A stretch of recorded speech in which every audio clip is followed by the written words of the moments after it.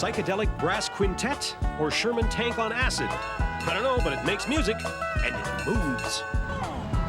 Just like the brothers of the third wheel. They don't just ride together, they ride to a tune played by their leader. Then there's Don Clark, roadie extraordinaire. Country music fans can't wait to climb aboard his magical, musical bluegrass bus.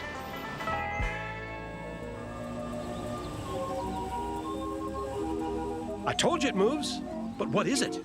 Hyler Bracey and his wife Cass just love to explain it to their fellow Georgians. It's the largest rolling museum of horns and whistles. It produces more acoustical energy than any other movable item on the planet. Once upon a time, Hyler was young and full of youthful ideas, like racing stock cars, until he had his accident. He was lucky he lived to drive anything after that fateful day in 1970. Third-degree burns to most of his body forced him to rethink his purpose in life. He got the inspiration he needed from a man named Milo Novak. He said, well, I'm dying of cancer, and he said, you ought to buy my horn truck. He said, I got a horn truck. You ought to buy it. So, and he brought it home, and this truck gave Ugly a bad. it was so ugly. And then I added my whistles to it and started collecting more whistles and more horns and found the world's largest air horn. But bad luck wasn't quite finished with Hyler. Inside that trailer, his horn truck, what was left of it. So he called for proposals for an all-new bighorn. The winner, design student Kristen McKinley Steiner. And she was able to come up with something. It doesn't look like a boat, doesn't look like a fire truck, doesn't look like it looks like nothing. It's his own thing. And we know we got that because as soon as people see it, they say, well, what is it? Big horn for sure. But a big horn with all the bells and whistles, and then some. Gradually, it dawned on Hyler that the possibilities for bighorn were even bigger than he'd imagined. And so I began to get the idea, well, you know what we'll do is we'll use bighorn, the old bighorn, as a prop in a speech about how to make dreams come true or how to see an opportunity in adversity. And the other thing I teach people about making dreams come true is once you have the dream, you must be willing to talk about it because you'll never know how to get there, never. You must be willing to talk about it and engage many hands and many minds, and they will help you figure out the how.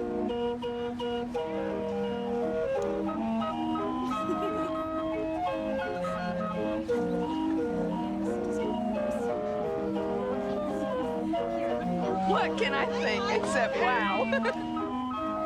Wow covers it nicely. What else to say about a set of wheels that is meant to be a rolling tribute to the sounds of the Industrial Revolution? Horns and whistles remind Hyler of summer jobs he had as a teenager, working on tugboats. He grew to know and love every toot that resounded throughout his Texas Harbor hometown.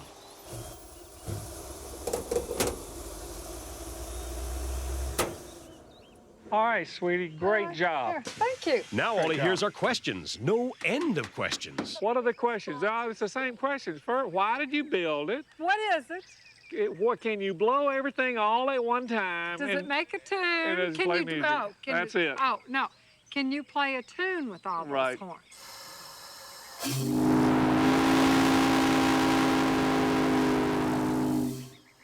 Well, that's music to my ears.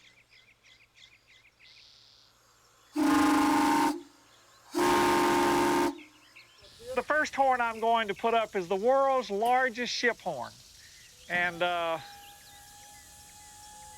it goes up in the air, and I'm not going to blow it right now. You'll have to tell me when you'd want to blow it. And then out in the front is a train bell.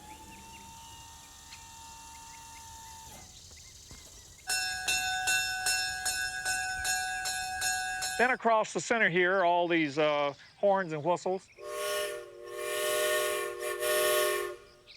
That's a little train whistle. And that's a tugboat horn. Another honker. Then on the back is we have about 60 whistles that are old steam whistles, and there's just so much history here that it's hard to go into. A Liberty ship whistle. I don't know if you know what Liberty ships were, but they were the ships that carried the troops from the States and Canada during World War II to Europe to fight the war, and I'm very lucky to have a Liberty ship whistle. And so in addition to all the whistles, since our tagline is for all the bells and whistles, we have some bells on here. These have been restored by a friend of mine named Bobby, so I call them the Bobby Bells. Here's Bobby Bell 1, here's Bobby Bell 2, and then right up here we have a little train bell. And then we got a big train bell up there. I mean a big sucker. Originally, we thought it would be about a year and 100,000. That's right. I'm in for that. And after a year, we were just starting. We were just starting. What I didn't understand is building something that is custom built, that is, you cut and shape every piece of metal, is an incredibly long process. And expensive. And inexpensive. And we weren't having fun. Certainly in this part of the world, we used instant gratification. So the idea to wait 4.5 years to finally start having fun is a little testy. I've got a big 12-inch siren up here. The problem was, once you blow that sucker, it takes 20 minutes for it to stop. The reason that company went out of business is they'd get to the fire, and the firemen would be trying to talk to each other, and they'd say, what are you saying? And I can't hear you because of the siren.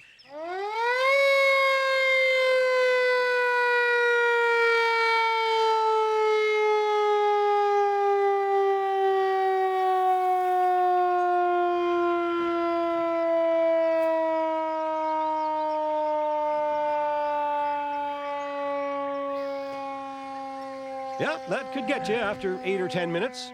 Even Hyler himself isn't sticking around to hear out this relic of firefighting days gone by.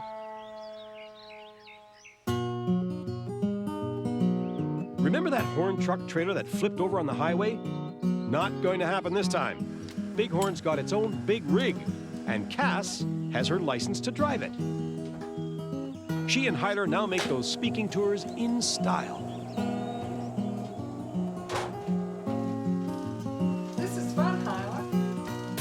Exquisitely appointed, right down to the choice of TV program.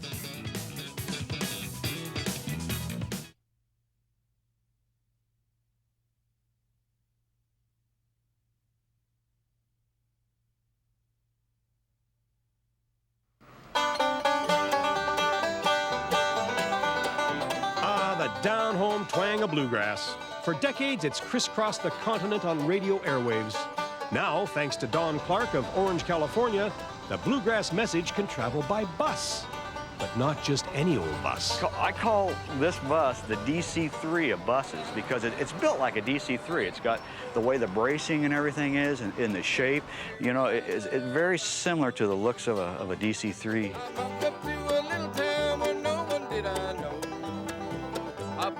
Yeah, WSM Grand Ole Opry, they're a radio station that's been playing just about forever. They do country music and bluegrass shows.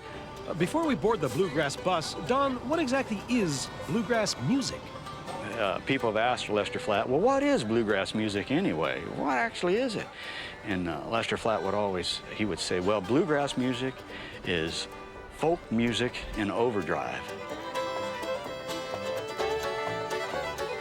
And bluegrass music usually consists of 4 or 5 instruments. Of course, it's got your rhythm guitar, it's got your banjo, it's got your mandolin, it's got a stand-up bass, and occasionally it will have a dobro. And now bluegrass has a bus jam-packed with musical memorabilia. Mind you, what you see here is only a fraction of what Don has at home, and it just keeps rolling in. I get a lot of people that donate some nice things to the bus. I've got some old Martha White flour sacks. Some of these are over 50 years old on the bus, you know. They've been around since 1899. Bill Monroe's signed the poster right there. We got some Flatt and Scruggs. I kind of keep maybe like the Flatt and Scruggs on one side and the Bill Monroe on the other, just kind of keep it together. Don's been keeping it together for nearly 4 decades, and it all began with a TV program. Well, actually, it kind of all started back in 1962 when the Beverly Hillbillies started out. I'll never forget that first night watching the Beverly Hillbillies, the theme song, the Ballad of Jed Clampett. Flatt and Scruggs played the music part to it. And once I heard that banjo, I was never the same. I just had to learn how to play the banjo. So I went out and I got me a banjo. My cousin Bill Paul, he also did the same thing. He was playing the banjo too, so we kind of learned together. And we got a couple albums, and these are the albums right here that I got. And I would look on these albums and see this old bus that Flatt and Scruggs were standing in front of, and I thought what it would be to learn how to play the banjo and to have an old bus like that, you know.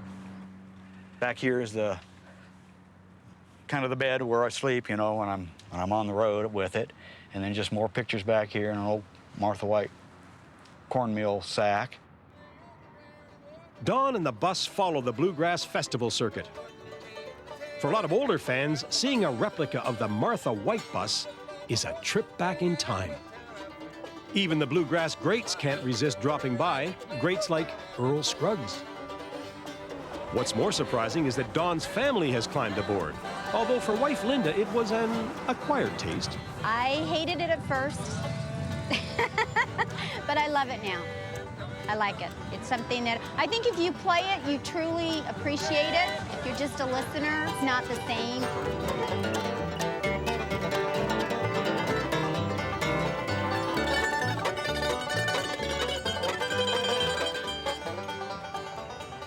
I think the best thing of the bus so far is the door right here. Just about everybody that's anybody in bluegrass music or country music has signed this door. Like Bill Monroe and Earl Scruggs is on here, Marty Stewart's on here. We got Josh Graves, Kenny Baker, Doyle Lawson's on here, Dwight Yoakam's on here, Connie Smith is on here, Grandpa Jones is on here, John Hartford. You could go on for hours looking at this and just seeing who all's on here. I mean, it's pretty neat. I got to take Bill Monroe one time to an Angel baseball game over here, and all of a sudden the moon starts coming up right over Angel Stadium, and it's a full moon, and Bill nudges to me and he goes, "See that there moon there, Don? That looks just like the blue moon of Kentucky." And right after he said that, crack of the bat, and the Angels hit a grand slam home run. I'll never forget that. That's just like magic. You know, meeting these people is like magic. They're just the best people, and they're so down to earth, too. I mean, we're all like one family. Go on aboard. And part of that larger family is the Cherry Holmes clan. These are the folks who've been picking and strumming for us today. And it looks like they've earned the price of admission to a tour of the Bluegrass bus. Don't let on you know, but Don doesn't charge anyone. A lot of people come in this bus. I've had thousands and thousands of people in this bus. And when they leave, a lot of them have tears in their eyes, and they give me a big hug and they go, "Thank you so much for doing this." I never worry about anything, you know. If I forgot my wallet on the chair there, somebody would probably give it to me and there'd still be the money in it if I had any money in it. Bluegrass people are just something else. I mean, they're just a great, great, great people. Hey, looky there. Isn't that us?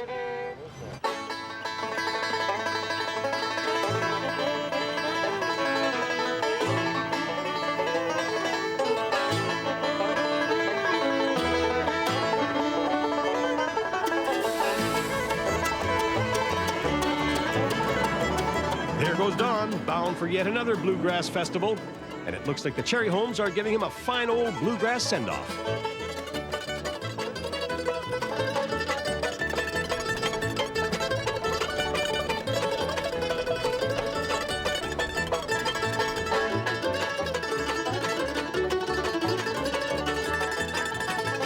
Now this is what I call a musical ride.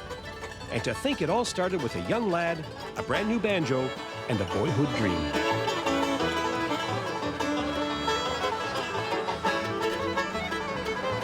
Never mind the Ballad of Jed Clampett, someone ought to write the Ballad of Don Clark.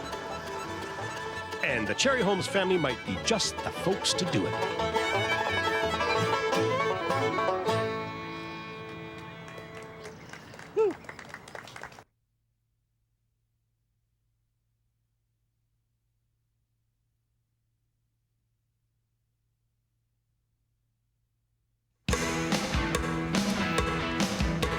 Hell's Angels? Not quite. These hogs got horns and a third wheel.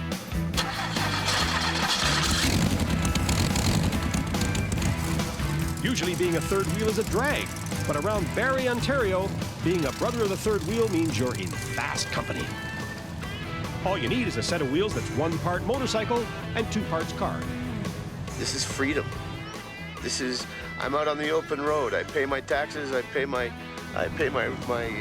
license, I pay for my insurance. I keep my nose clean. Everything else is my business, no one else's. I get out there and I'm free. Why would a bird want to be in a cage? Vic Cassis is director of the Ontario chapter. Vic, aside from riding hopped-up trikes, what brings you folks together? Well, to tell you the truth, I don't know. It's not like we're best friends that do everything together. This is the only thing that we do together. Lawyers, mill workers, graphic artists, what difference does it make? What matters is... We're trikers. We have one thing in common. We love to ride three-wheelers. It's like the guys who ride Harleys every day, you know, it gets into your blood. It becomes a passion. It becomes a way of life. I live, breathe, and eat my trike. You know, if I could sleep with it without burning myself, I probably would. So are three-wheelers just for superannuated bikers? Could be. Trikes are definitely safer than motorcycles, and that was important to Vic's wife, Linda. When Vic turned 50, he wanted to buy a motorcycle, and I was actually kind of nervous about him getting back on a motorcycle. He hadn't ridden in a number of years. So we set out to find something that we could both enjoy. And we went to a motorcycle show in Toronto and met a wacky group of guys called Brothers of the Third Wheel. And the rest is history.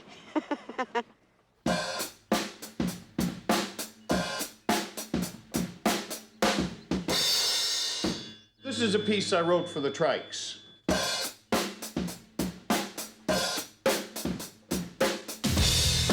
Vic's a full-time musician.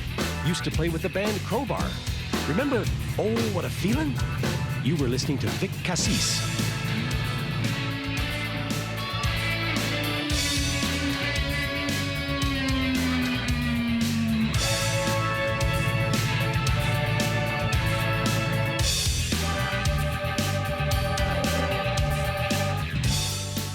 Vic was 13 when he mounted his first motorbike. He picked up his first guitar not long after. Decades later, he's still riding both passions.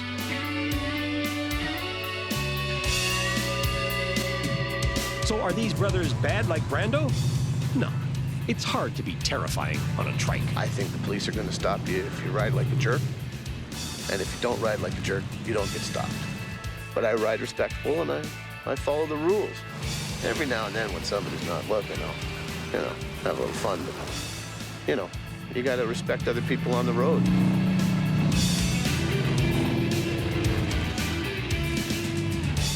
The third-wheelers may look like a bunch of mavericks, but with Vic's tune in their heads, their weekly ride is poetry in motion.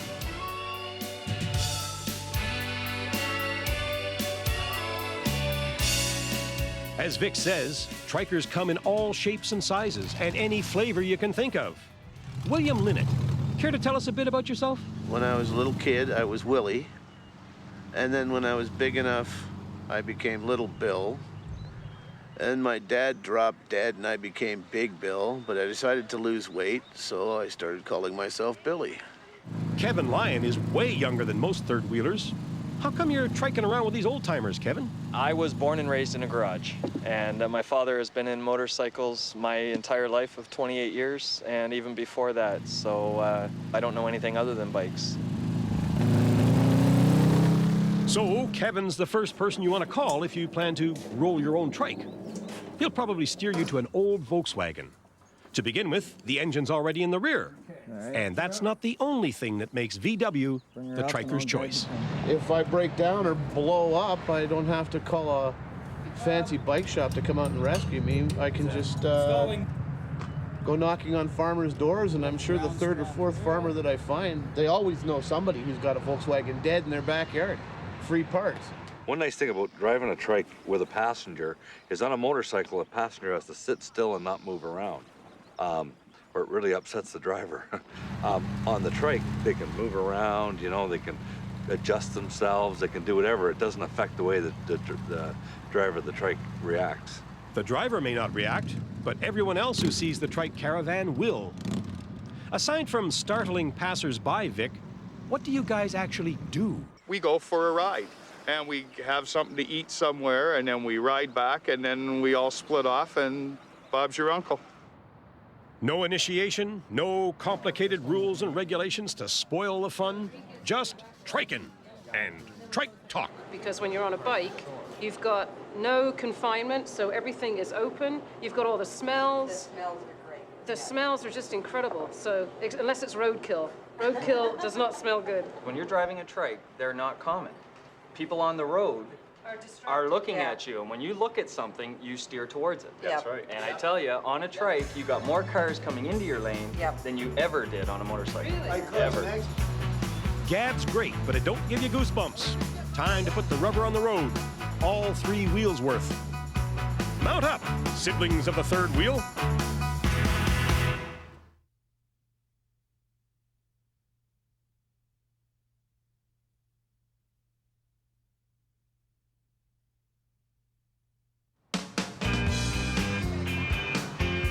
Hard to believe the fun you can have when you weld the back of a Beetle to the front of a motorcycle.